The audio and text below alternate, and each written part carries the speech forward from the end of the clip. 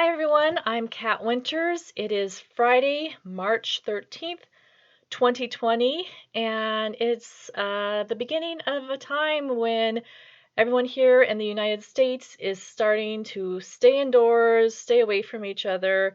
Large events have been canceled, schools are getting canceled as we attempt to contain the spread of the coronavirus that is currently causing a pandemic, COVID-19. I was supposed to go to the Tucson Festival of Books this weekend. That got canceled, understandably. And oddly enough, I have written two novels about another pandemic, the 1918 influenza. And this is all definitely very surreal, as it is for everyone else.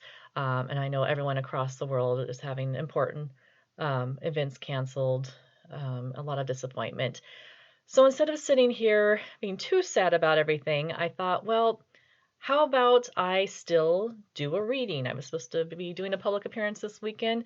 So I thought I'm going to continue and do a public appearance. In fact, I'll do it for an even wider audience.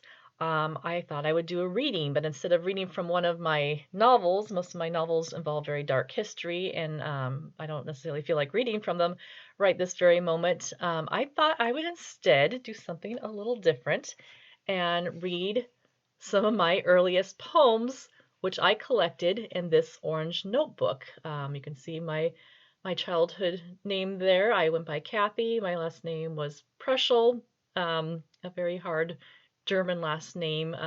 That's my maiden name, and that's one of the reasons I don't use that as an author name is nobody could spell it or say it. But anyways, this is my little orange notebook. I think I started writing poems in here when I was about 7 or 8. I know I was in elementary school in about second or third grade because I had a teacher, Mrs. Martin, who encouraged my writing back then. So I thought I would read to you some of these lovely poems that I wrote back then, and I'm going to do this as a very serious reading to honor these brilliant early poems of mine. I'm going to start off with What I Have. This was probably written when I was about 7 years old. You can see my little 7-year-old handwriting right there. What I have. I have a cat and a hat. I have a mouse and a house. I have a fox and some socks. I have a dog who is a hog. And a cow. That is the end. So I'll say ciao. Now, to be most honest, when I was 7, I did not have a cat or a mouse or a fox or a dog or a cow, but I was using my imagination. Let's go on to another beautiful poem.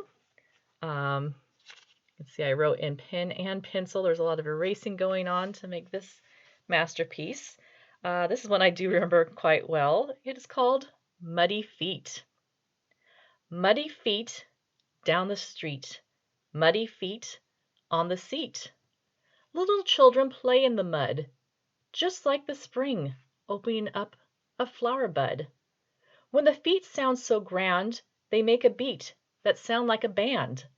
But soon it's a time to take a shower, and the muddy feet have no power. But tomorrow again you can hear the beat of all the children's muddy feet. I do remember writing that one. Okay, this is a good one. This is a good one. I won't read too many of them, subjected to that, but I'll do maybe about 2 more.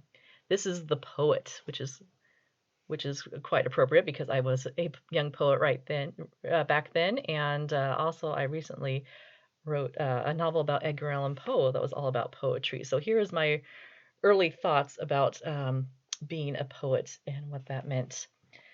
The Poet, a pen of lead. Side note, it's usually pencils made of lead, but that's okay.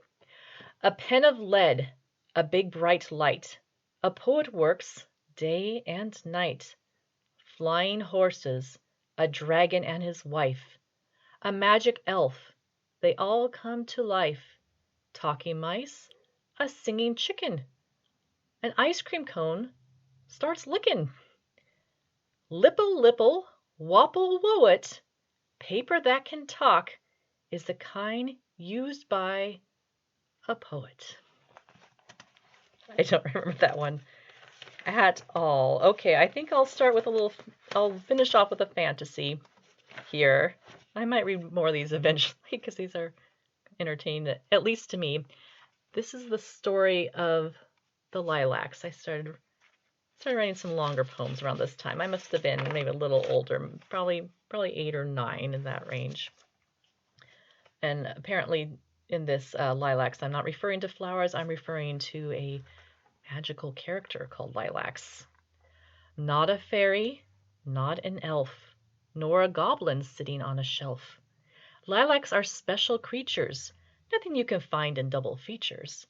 Here's a story about the lilacs, a story told to queens, kings, and jacks.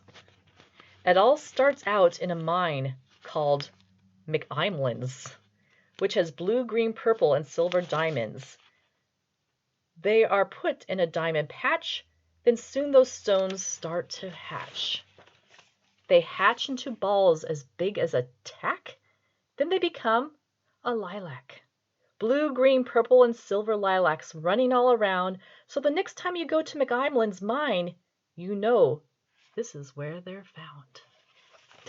Okay, so that was my brilliant poetry of my childhood. I'm very glad I kept this. This is a fun thing that I kept hold of for years, and I'm very grateful to my mom, who back then, this was back in the 70s, decided, 70s, decided it was time for me to have a special book for compiling my poetry. So to all of you out there, hang in there. I know you're all making sacrifices and having heartbreaks. Know I'm thinking of you. Know I'm here hiding out as well. I have a surgery coming up on this upcoming Wednesday, so I am trying to keep my own spirits high and do my best to stay strong, and I hope you're doing the same. Much love to all of you. Thank you so much for watching.